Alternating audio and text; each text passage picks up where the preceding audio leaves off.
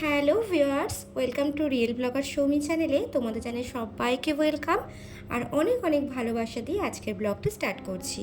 তো আজকে তোমাদের সাথে শেয়ার করব ইঁচড় চিংড়ির রেসিপি, যেটা কিন্তু খুবই লোভনীয় লাগে আর অনুষ্ঠান বাড়ির মতোই খেতে হবে।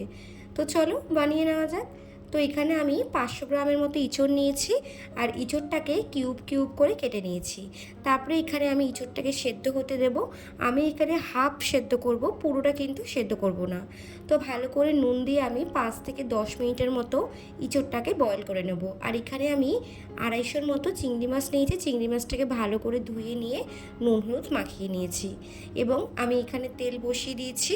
তেলটা ভালো করে গরম হয়ে গেলে আমার কিন্তু এখানে ইঁচড় সেদ্ধ হয়ে গেছে, আমি ঝরাতেও দিয়ে দিচ্ছি। তো তারপরে আমি এখানে ভালো করে ফার্স্টে লাল লাল করে আলুটাকে একদম লালচে কালার করে ভেজে নেব। দেখতেই পাচ্ছ ঠিক এরকম করে ভাজতে হবে। তারপর ঠিক ওই একই তেলে আমি চিংড়ি মাছগুলোও কিন্তু ভেজে নেব। চিংড়ি মাছও কিন্তু বেশি ভাজলে হবে না, একদমই জাস্ট 2 থেকে 3 মিনিটের মতো নাড়াচাড়া করেই কিন্তু চিংড়ি মাছ তুলে নিতে হবে, নয়তো কিন্তু চিংড়ি মাছগুলো শক্ত হয়ে যাবে। তারপরে ওই একই তেলে ইঁচড়টি আমি ঝরিয়ে রেখেছিলাম জলটা, তারপরে আমি ইঁচড়টাকেও লালচে টাইপের করে ভেজে নেব এবং নুন হলুদ দিয়ে কিন্তু আমি ইঁচড়টাকে ভাজবো। তো বন্ধুরা, তোমাদের কাছে আমার একটা অনুরোধ রইল, আমার চ্যানেলটা যদি এখনও কেউ সাবস্ক্রাইব না করে থাকে প্লিজ সাবস্ক্রাইব করে দিও আর পাশে থাকা বেল আইকনটি প্রেস করে দিও। আজকের ভিডিওটি ভালো লাগলে অবশ্যই কিন্তু লাইক কমেন্ট শেয়ার করতে কেউ ভুলবেন না। তো এখানে আমি মশলাটা বানিয়ে নিয়েছি, আদা রসুন যা যা লাগে আর কি সব মশলা আমি দিয়ে দিয়েছি। আর এখানে ফোড়নের জন্য সাদা জিরে, তেজপাতা, এলাচ, লবঙ্গ দিয়ে ভালো করে পেঁয়াজ একদম গিমি গিমি করে ছোট ছোট করে পেঁয়াজটা কেটেছি। কেটে কিন্তু আমি একসাথে পেঁয়াজটা দিয়েই কিন্তু 2 থেকে 3 মিনিটের মতো আমি নাড়াচাড়া করে নেব। তারপরে ওই তেলে দিয়ে দেবো একটুখানি আদা রসুন বাটা, দিয়ে ভালো করে যাতে কাঁচা গন্ধটা না থাকে ভালো করে নাড়াচাড়া করে নেব। এবার আমি এক এক করে সব গুঁড়ো মশলাগুলো অ্যাড করব। ফার্স্টে দিলাম কাশ্মীরি রেড চিলি পাউডার, তারপরে দিলাম হলুদের গুঁড়ো, জিরের গুঁড়ো, ধনের গুঁড়ো, যা যা আর কি মশলা থাকে সেই মশলাগুলো আমরা দিয়ে দেবো। দিয়ে আরও ভালো করে 2 থেকে 3 মিনিটের মতো নাড়াচাড়া করে ভেজে নেব। তারপর এখানে আমি অ্যাড করব পেঁয়াজ বাটাটা। পেঁয়াজ বাটা দিয়ে আরও ভালো করে 5 মিনিটের মতো ভালো করে কিন্তু কষিয়ে নেব, যাতে কোনো কাঁচা গন্ধ না থাকে।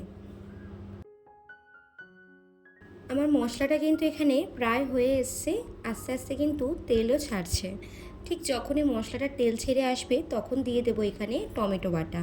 টমেটো বাটা দিয়ে কিন্তু ভালো করে আরও 5 থেকে 10 মিনিটের মতো ভালো করে কিন্তু আমি গ্যাসের ফ্লেম লোতে রেখে ভালো করে কিন্তু কষিয়ে নেব। তো দেখতেই পাচ্ছ এখানে কিন্তু টমেটো কষে গেছে আর এখানে কিন্তু তেলটাও বেরিয়ে গেছে। এবার এখানে আমি অ্যাড করে দেবো নুন। নুন দিয়ে ভালো করে কিন্তু আরও 5 মিনিটের মতো ভালো করে কিন্তু কষিয়ে নেব। তো কষতে কষতে যখন একদমই শুকনো হয়ে যাবে তখন কিন্তু মশলা ধোয়া জলটা আমি এখানে একটু সামান্য মশলা ধোয়া জলটা অ্যাড করব। পুরো জলটা এখনই দেব না। তো তারপরে যে ইঁচড়, আলু আর চিংড়িগুলো ভেজে রেখেছিলাম সেগুলো কিন্তু দিয়ে মশলার সাথে ভালো করে কিন্তু কষিয়ে নেব।